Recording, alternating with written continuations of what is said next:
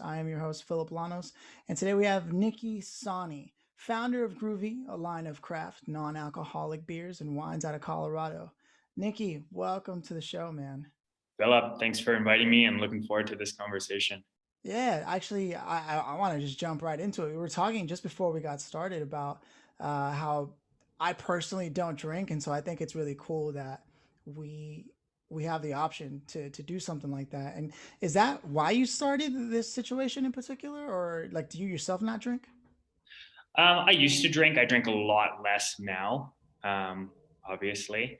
But I think, when we're looking to come up with the idea of Groovy, for those looking to reduce their alcohol intake or cut out alcohol completely, the options were super limited, right? Like everyone knows that scenario where you're out at a party, you're being social and you don't want alcohol, but you feel uncomfortable because you have to choose water, or you ask for a non-alcoholic drink, they bring you a Shirley Temple and that's embarrassing or something, So it's like those scenarios, just that like anxiety that I felt when I'm like, hey, I don't want to drink today because I got work to do after this event, or I want to go to the gym. Like all those weird feelings that you get, like I wanted those to kind of go away for people.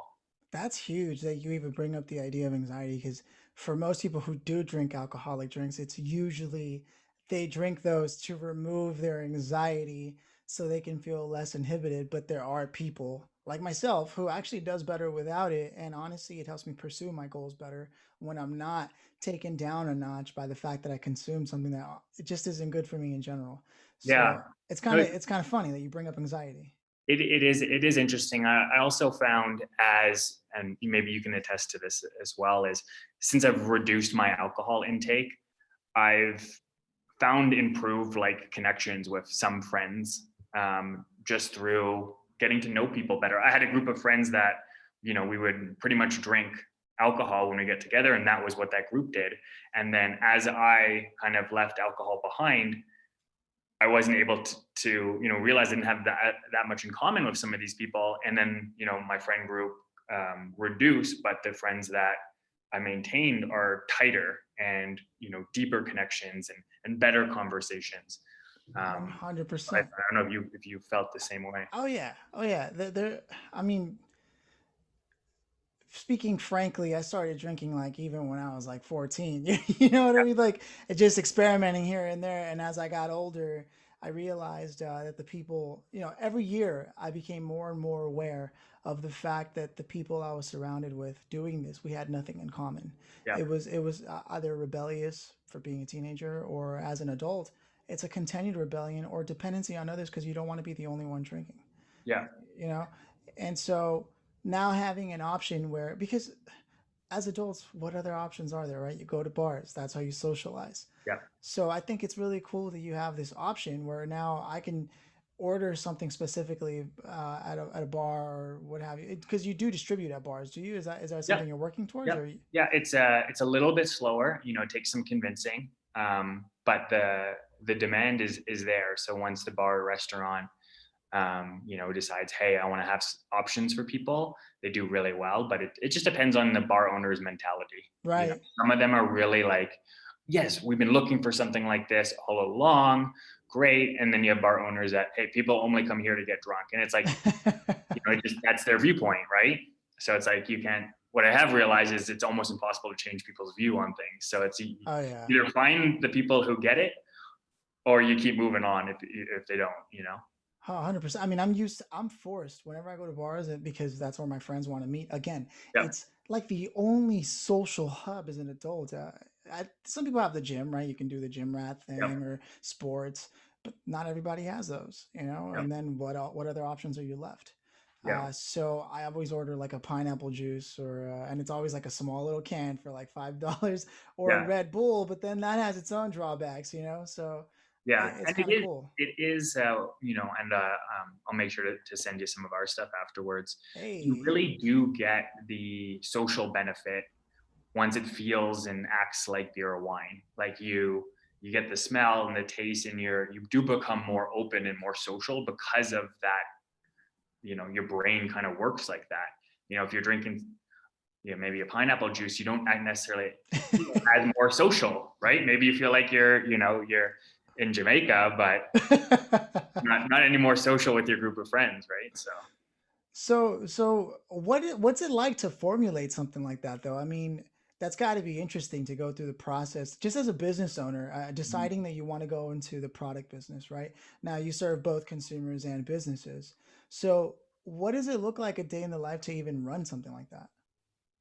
yeah, so going into your first question on formulation, um, that was probably our biggest challenge to get started. Um, Nobody had spent time figuring out how to make good non-alcoholic beers. And I'm not a brewer myself, so we had to find brewers to get on board. And this was 3 years ago. And non-alcoholic beers become a little more popular in the last few years, but 3 years ago, nobody really wanted to put in the effort to do it. So it really required like convincing him on like how big an opportunity it is, that nobody's done it, really kind of like challenging them. And then you would have to go to a bunch of different brewers to see who you could convince to believe in you, right? Believe, hey, I'm going to spend 6 months working on recipes and seeing, how we can make better products. So that was the biggest challenge getting started was, how can you find someone to help you produce the product that you want, but also believe in what you're trying to create. And that's been a constant work for us. The products that we launched with 2 years ago are very different than the ones that we have now as we learn more and say, oh, we can make a tweak here, we can do this here. And they get better and better over the years. Nice. And have you considered adding like I know there was this one drink, I can't remember the exact name, but they added like mood boosters like rhodiola or things of that nature to sort of Yeah. So there's kind of two movements in the let's call it the NA space. You have the products that are trying to replicate alcohol. So right. you'll have like the non-alcoholic beers and wines, and then you also have this new genre of drinks that are coming out, which are full of like adaptogens Right. and using other types of natural substitutes to make you feel more relaxed. They're not quite intoxicants, but different types of mood enhancers, and they've created kind of this botanical drink Hmm. option, which is very exciting. I think there's, as we learn more about different roots or, even CBD or THC and see how that kind Yeah, of that's plays gonna be out, cool. that's Yeah, going to be really I'm cool. there for that. Yeah, I'm looking forward to it too.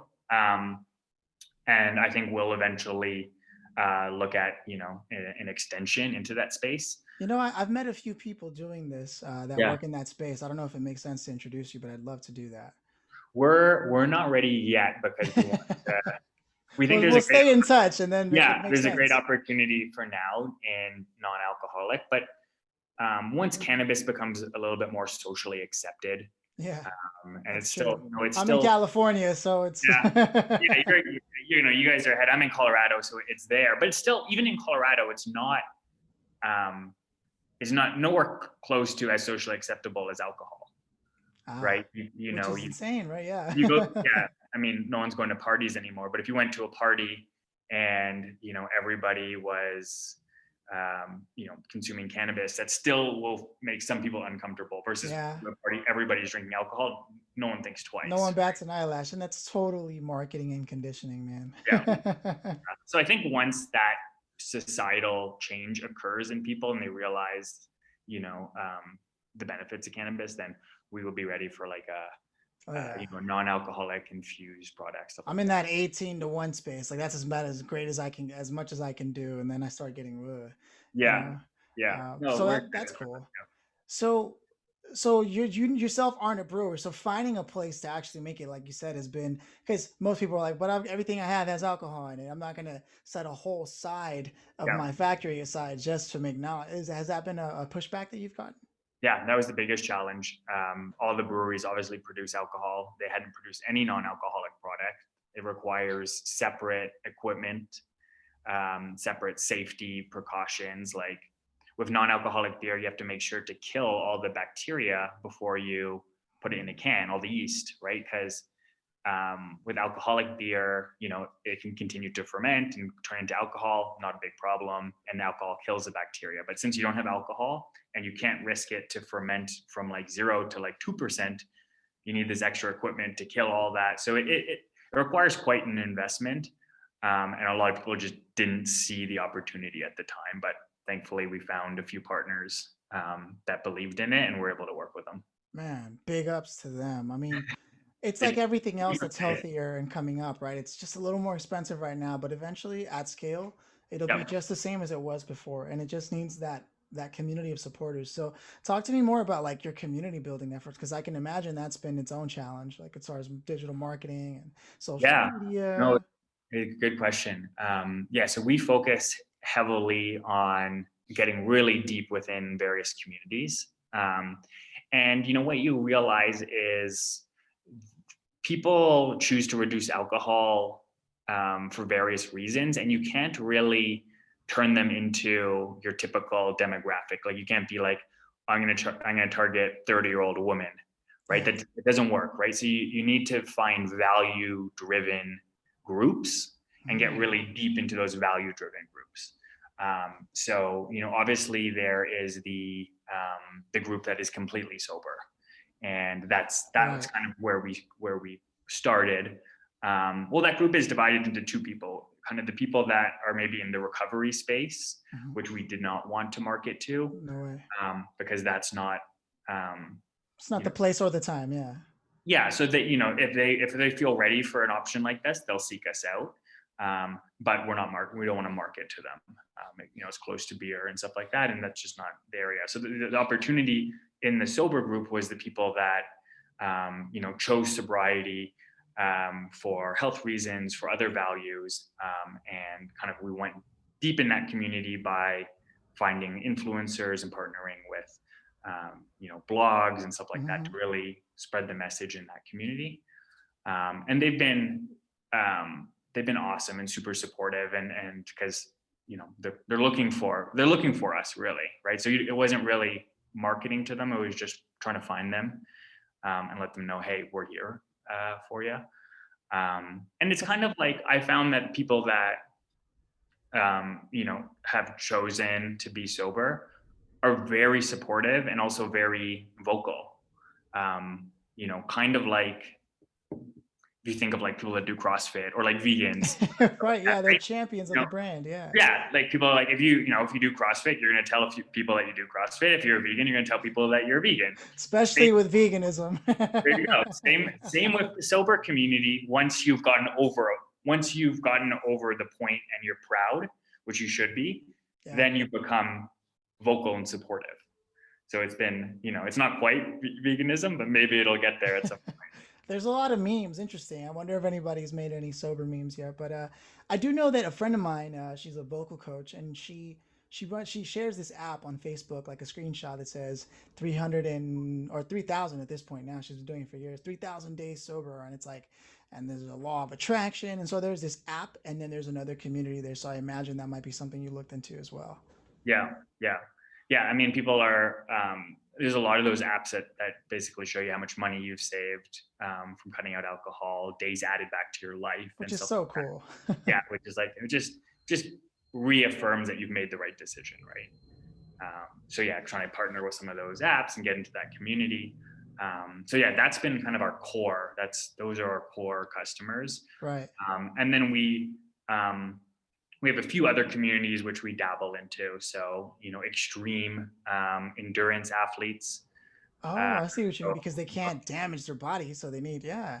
so you're training for Now your that's great marathon, thinking. your Iron Man, and you're not going to have alcohol and train, right?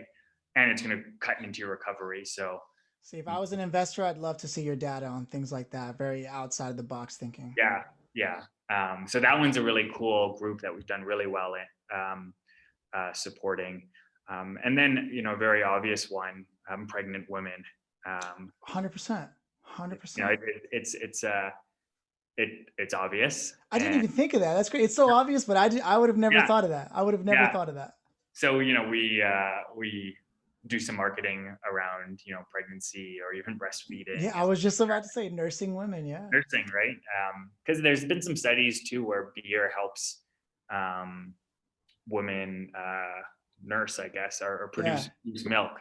So, we have all the ingredients of beer. We have, it's the same ingredients, just minus the alcohol. So, um, Wow, that's huge. trying things like that, just things that outside the box. Yeah, it's funny. It's those easy targets that you never look at because you imagine somebody's already done that. But no, that's great, man. It sounds like you and your team. I don't know how large your marketing team is, but it sounds like you guys are going in the right direction. Yeah, I think our strategy there is really find those use cases and then just get really deep and really involved in a few of them versus trying to spread out and try to market to every type of occasion. So, Yeah, you know, no, and it's just good to see that you have a budget even set aside for that. A lot of companies put most of their budget into the product, and that's great because that you need that. But the marketing is just as important, and it's ironic to see how many companies. There was a company, the investors for, I think it was the Dollar Shave Club. There's this funny story where they had three people on the payroll, the partners, but then there was a fourth person who was making double what all the partners are making, and the main partner was like, "Who is this person, Mark?" And the co-founders all looked at each other like, "Oh, it's funny. Mark's the marketing budget." And so I don't know what it looks like for you, man, but I am very happy to see that you guys have a strategy down and that you're focused on that. Again, as an investor, I would love to see that. yeah, yeah. I mean, you have to, CPG is so competitive now that you have to create awareness and marketing, and then not only spend money on finding the customers, but then making sure that they have an awesome experience with you, right? So that's also good marketing. That's It's not got to just be hard event marketing, right? That crosses my mind. That's yeah, not happening for you anymore, and that's like one of the best ways to do it. yeah. That was our whole strategy before COVID. Is let's get people to try the product in Yeah. a different place, um, because people's perception of non-alcoholic products are quite low, and they don't want to try it. So we were really like try it, like as many samples as we could out to Yeah. people. It's great, and so we had to cut that off and start spending more How did you efforts. pivot? Yeah, how did you make that pivot?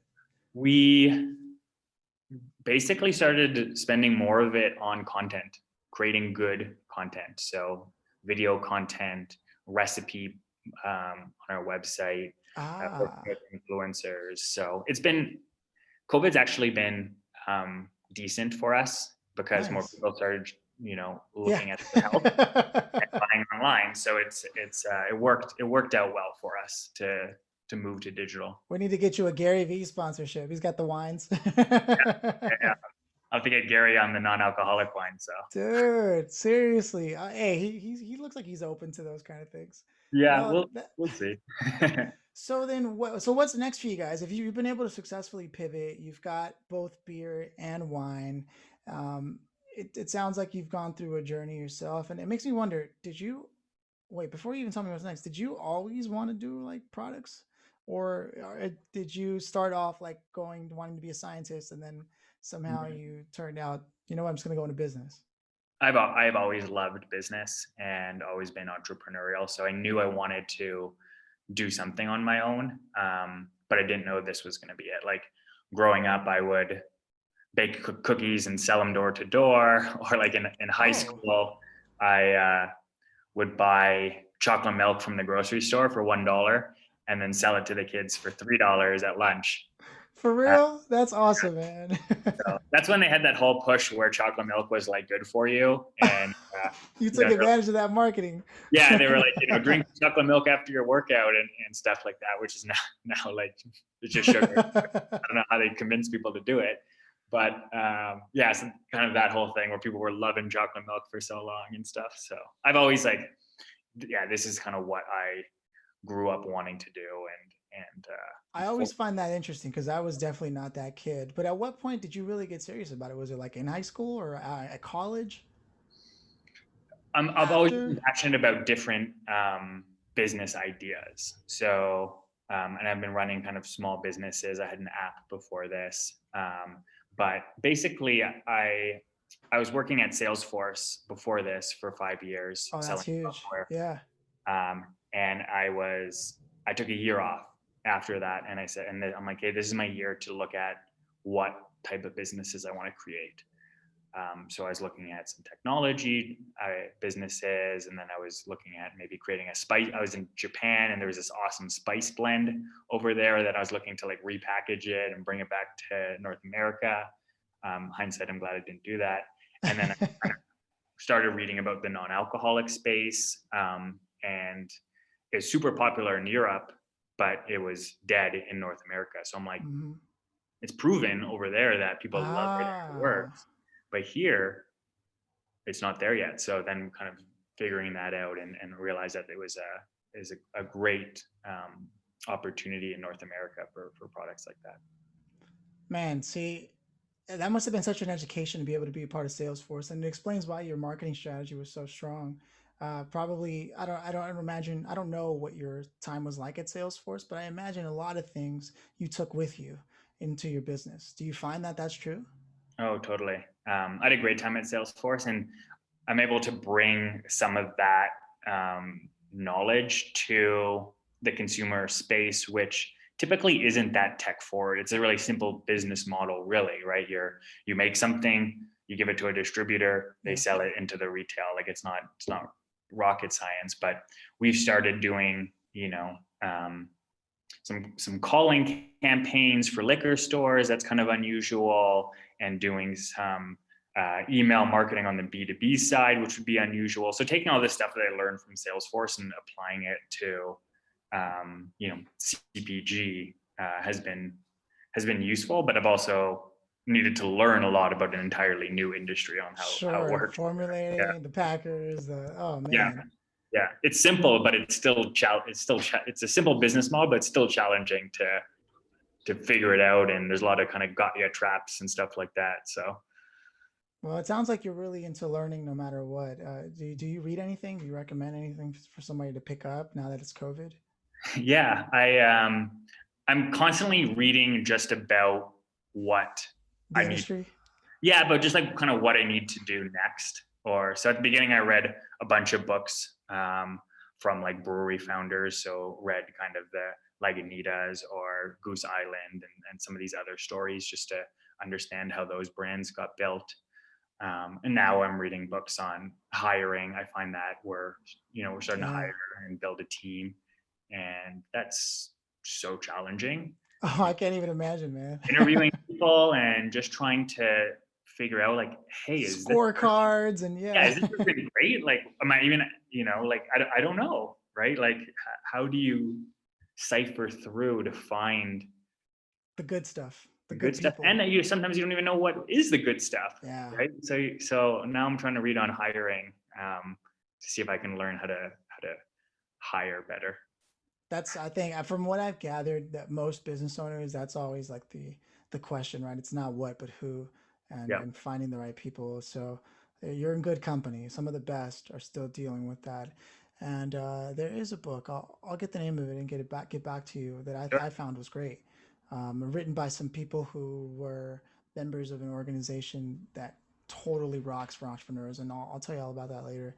cool. But why don't you tell me more about what's happening next then? Now that you said you're in the middle of building a team, so I imagine you guys are growing, even though it's been decent. Like you guys are growing. Yeah, so I think next year is going to be a really big year for us, just as the category gets bigger, and you'll start seeing, more non-alcoholic products on shelves, like at Whole Foods or some of the other kind of natural channels. So um, I'm focused, like you said, on building the team. The existing team is passionate, but not necessarily experienced. Mm, So I was able just to bring in some family members and whoever could help out at the beginning. But we're really trying to bring in some like expertise now. okay. And people who have grown brands and know the right way to do that, and then expanding outside of the states. So we were in Colorado for our first year and a half, and in the last month or two we added a bunch of new states. So just making sure those go well, and we can support those new markets. Well, I mean, this is a great opportunity then because usually I wrap things up by asking someone like if there was anybody you could meet. Uh, based because if you're whether you're a fan or someone that might take your life or business to the next level, who would that be? Because you never know who's listening. Who in particular would you love to meet now? Having said what you just said, that might necessarily get what you need for the company Groovy to get to where it needs to go. No, interesting question. Um, Whether it's a CMO or someone COO or who knows. yeah, So what we're trying to really do is build a community here. So I would think of brands that have done a great job building communities. Um, and what comes to mind right away is the yoga brand Lululemon. I oh feel like yeah, they've done an awesome job at building an entire community and a brand off of it. So the you know, founders getting connected with the it doesn't necessarily be the founder, but the team that set put the that together. strategy to Ah, build the Lululemon, ambassador and brand. I think they've done an awesome job. But that's just kind of what came to yeah, my head sure. right now. But I'm sure somebody in the beverage space might be more useful. With that communities are very interesting to me, and I want to learn a little more of how to foster them. No, I respect that you place such a high importance on that part of because if you build it, they will come does not exist in today's world because there's too many There's too many options. things. Yeah. Yeah, there's too many options. So the fact that you take that so serious to me says a lot about the way you're running your business. And I'm personally I'm a new fan. I mean, I haven't tried the product yet, We'll get you but some. consider me on board as part of the community. Um, Nikki, it's really one of those things where I'd be happy to do it just because it speaks to a lot of who I am as a person. Yeah. And if I ever run into anybody from the Lululemon team, you better believe I'm going to connect you because that's what I do. I connect people. That's why I ask. Awesome. No, I appreciate that. And yeah, right after this, I'll get you some product. And I appreciate your support. Awesome. So to close out, is there anywhere in particular you prefer people to contact you at? Is it like at your Instagram or email, anything in particular? Yeah, our Instagram is the best way. So that's at Get to Groovy, and Groovy is spelled Gruvi. That has kind of everything that we're doing, or the getgroovy.com is our website. Take a look at our products and kind of the story behind the brand and stuff like that.